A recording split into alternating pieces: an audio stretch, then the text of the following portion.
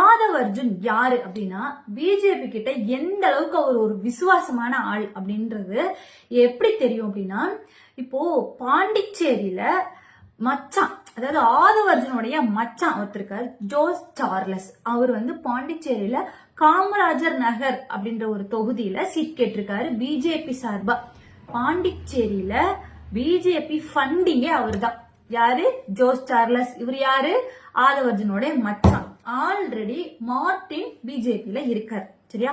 இப்போ ஆதவ் அர்ஜுனோடைய முக்கியமான கோல் என்னன்னா, தமிழ்நாட்டுல விஜய பிஜேபி கிட்ட நல்லா சிக்க வச்சாச்சு. ஓகேவா? அவருடைய கோலே அதுதான். இப்ப ஆல்ரெடி நடந்துருச்சு, இப்ப முடிஞ்சிருச்சு. ஓகே, இனிமேல் விஜய் வந்து நினைச்சாலும் தப்பிக்க முடியாது. இது ஏன் பண்றாங்க அப்படின்னா, தமிழ்நாட்டு மக்கள் விஜய் பின்னாடி போறாங்க. இது ஆதவ் அர்ஜுன் இப்போ ஒரு கட்சி தொடங்குனா, இந்த தாவேகான்றது விஜய் இல்லாம ஆதவ் அர்ஜுன் கட்சி தொடங்குனா இந்த கூட்டம் போகுமா?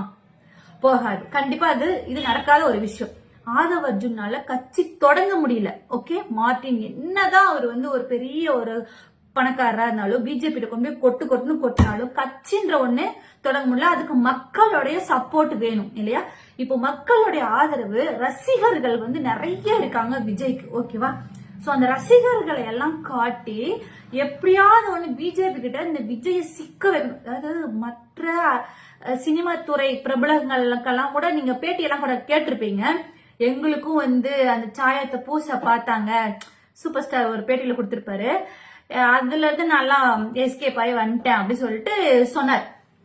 இப்போ அந்த மாதிரிலாம் சும்மா பட்டும் படாம எல்லாம் நம்ம வந்து விட்டுறக்கூடாது அப்படின்னு சொல்லிட்டு இப்போ பிஜேபி வந்து விஜய் நல்லா சிக்க வச்சிருச்சு. இதுக்கு மேல விஜய் தப்பிக்கவே முடியாது, வாய்ப்பே இல்லை. ஏன்னா கரூர் துயர சம்பவம் பிஜேபிக்கு ஒரு மிகப்பெரிய ஒரு அச்சாரமா இருக்கு. விஜய காலடியில வச்சு அமுக்கருக்கு. இது தெரியாம விஜயோட ரசிகர்கள் இன்னைக்கு வந்து விஜயோட சேர்ந்து அவங்க எல்லாமும் விஜய்னு சுத்திட்டு இருக்காங்களே. இப்போ விஜயே இவ்வளவு பெரிய சிக்கல்ல இருக்காரு அப்படின்றத தெரிஞ்சுமே வேற வழி இல்லை, அவங்களால வேற ஒண்ணும் பண்ண முடியாது.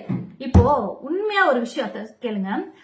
உண்மையாவே விஜய் மக்களுக்காக தான் ஒரு கட்சி ஆரம்பிச்சு, மக்களுக்காக தான் அப்படின்னா, மக்களோட நலனுக்காக மட்டும்தான் ஒரு கட்சி ஆரம்பிச்சு இவர் இப்படி பண்றாரு அப்படின்னா, 41 பேர் உயிர் இறந்திருக்காங்க.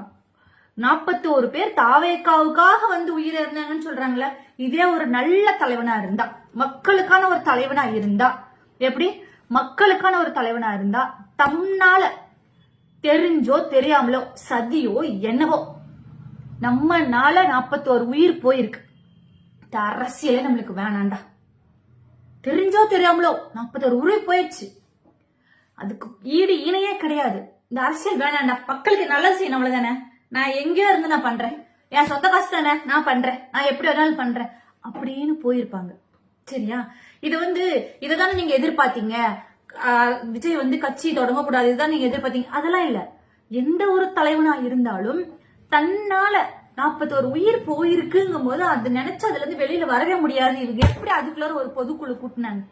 சரியா? 30 நாள் அமைதியா இருந்த என் தலைவன் அமைதியெல்லாம் இல்ல. அவர் 31வது நாள் மட்டும் அவர் வந்து அப்படி பேசி தள்ளிட்டாரா? சொல்லுங்க. பிரஸ் ரிப்போர்ட்டர்ஸ் எல்லாம் மைக் எடுத்துட்டு போனால அப்படியே கிளாஸ் க்ளோஸ் பண்ணிட்டு போறவர் தான் விஜய்.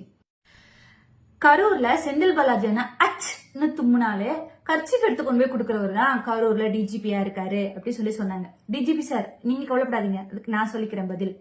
இப்போ திலகவதி ஐபிஎஸ், இது யாருன்னா ஆதவுடைய பெரியம்மா. ஒரு காவல்துறை குடும்பத்துல இருந்து வந்த ஆதவ் இப்படி பேசலாமா?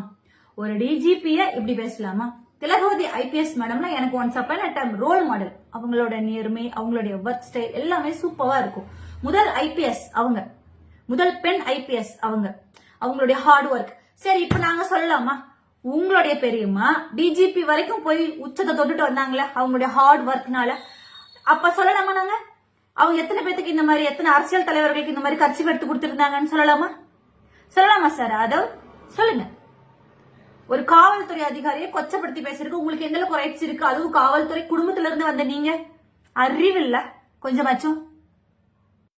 30 நாள் உங்க தலைவர் வந்து அமைதியா இருந்ததுனால என்ன நினைச்சீங்க? 31வது நாள் உங்க தலைவர் வெளியில வந்து அப்படியே அறுத்து தள்ளிடுவாரு.